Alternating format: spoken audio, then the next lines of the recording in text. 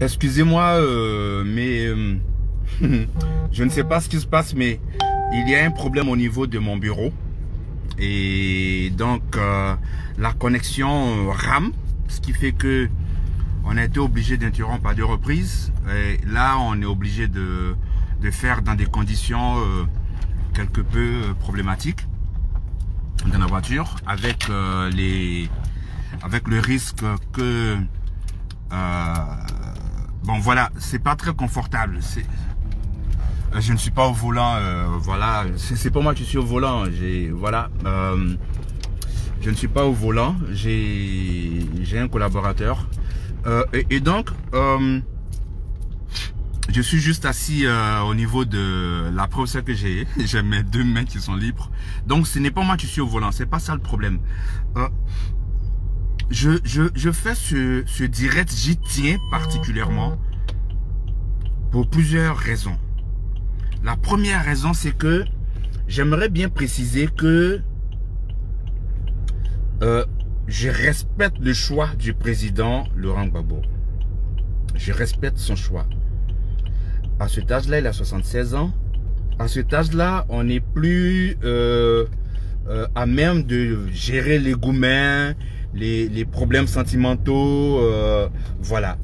À cet âge-là, on a besoin de calme, de sérénité, de paix, surtout dans son foyer.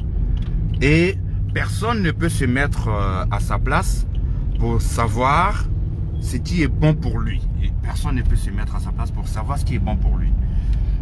Et donc, moi, je respecte vraiment ce choix. Je respecte ce choix. Je respecte aussi sa vie privée. C'est vraiment important. Je respecte sa vie privée. J'ai toujours, par principe, déclaré que les choses privées... Le fer rouge, il faut... Voilà. J'ai toujours déclaré que les choses privées doivent rester dans le domaine du privé. Voilà, dans le domaine du privé. Mais quand on choisit de médiatiser son affaire, on doit s'attendre à ce que les autres puissent commenter. Voilà. Et il y a eu donc ce communiqué validé par le président Laurent Gbagbo lui-même, envoyé à partir de la messagerie de son avocat aux médias nationaux et internationaux. Ça, c'est pour des questions de principe. C'est pour des questions de principe.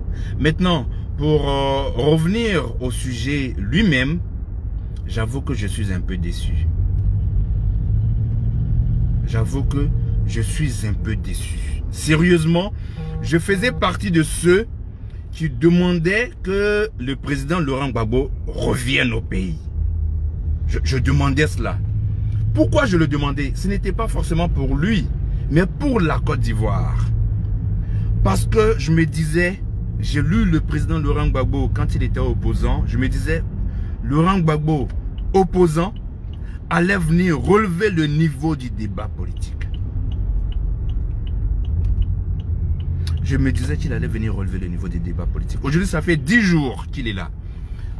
Ce que je vois est décevant. Et il faut que je le dise. Ce que je vois est décevant. Cela n'est pas, ce n'est pas du niveau du président Laurent Gbagbo. Ce n'est pas ce qu'on attend de lui. Allez dire au président Laurent Gbagbo d'arrêter les Gbagbo Novelas. De grâce. Allez dire au président Laurent Gbagbo d'arrêter les Gbagbo Novelas. De grâce. Cette expression n'est pas de moi. De grâce. Le président Alassane Ouattara, on n'a jamais, sauf erreur de ma part, on n'a jamais entendu ces histoires à l'eau de rose le concernant. Le président Henri Konan Bédié, sauf toujours erreur de ma part, a eu 1 ou 2 enfants hors de son mariage. Mais on n'a jamais entendu ces histoires à l'eau de rose le concernant. Mais regardez très bien. Regardez très bien. Jusque-là, les femmes dont on dit qu'elles sont des rivales ne parlent pas. Ne parlent pas. Simone Gbagbo est dans un silence, mais vraiment assourdissant. Non.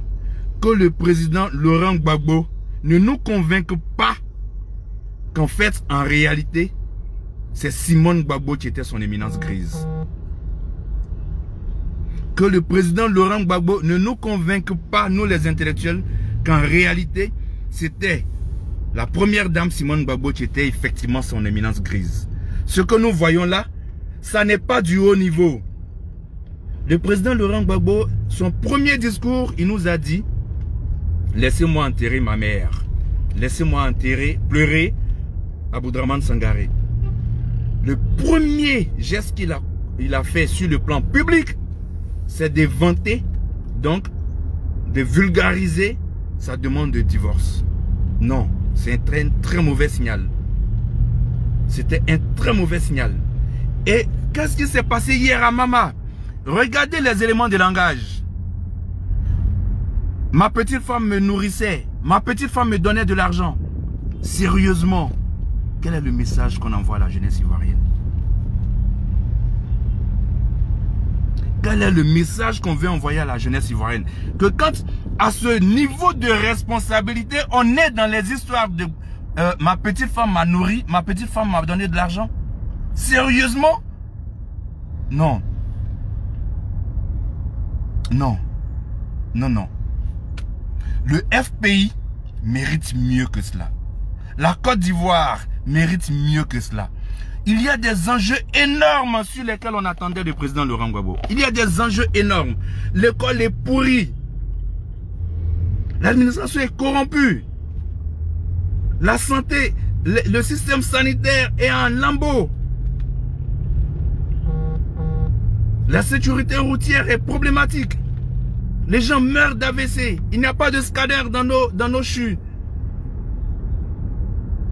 Non, c'est sur ces dossiers, c'est sur ces sujets qu'on attendait que le président Laurent Gbagbo vienne prendre sa part de combat pour relever le niveau du débat, mettre la pression suffisamment sur les décideurs.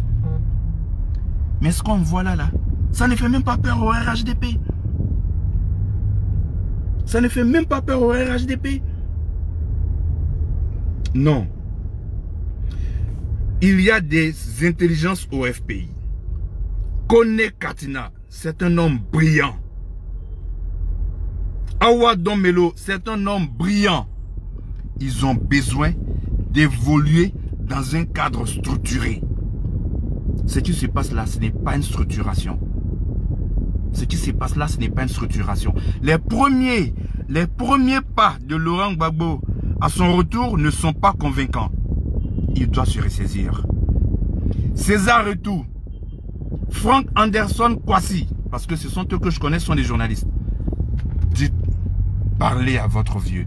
Faut parler un peu comme Suspect 95. Parlez à votre vieux. Qu'il se ressaisisse. Mamadou Koulibaly avait essayé. Mais il n'a pas cette audience. Président Gbagbo, ressaisissez-vous. Prenez en main le débat politique en Côte d'Ivoire, relevez le niveau du débat pour pouvoir mettre suffisamment la pression sur les dirigeants. Mais ces histoires de novelas, s'il vous plaît, il faut nous en épargner. Il faut nous en épargner. C'est vrai que ça fait la une des journaux, c'est vrai même que ça fait la une de mon journal, c'est vrai que les lecteurs en raffolent, mais de grâce, pour la Côte d'Ivoire, pour la jeunesse ivoirienne, pour les enjeux qui sont les nôtres en Côte d'Ivoire, aujourd'hui en 2021, les histoires de rigoler, de prendre les bords, de faire les fausses blagues, de parler des petites femmes et autres, s'il vous plaît, laissez ça de côté. Relevons le niveau du débat politique. C'était mon coup de gueule du jour. Je voudrais vraiment... Je sais que les gores diront, va là-bas, va te faire foutre, tout cela. Mais quand vous allez vous asseoir ce soir et que vous allez réfléchir, vous saurez qu'en fait, j'ai raison. Laurent Gbagbo ne mérite pas ce genre de débat. La Côte d'Ivoire ne mérite pas ce genre de débat. Le FPI ne mérite pas ce genre de débat. Et il appartient au président Laurent Gbagbo de prendre sa part de haut niveau. ça part de haut niveau. Bonne arrivée, président. Quittez dans vos Gbagbo novelas. Revenez à l'orthodoxie de la politique. Faites les propositions, faites les contre-propositions.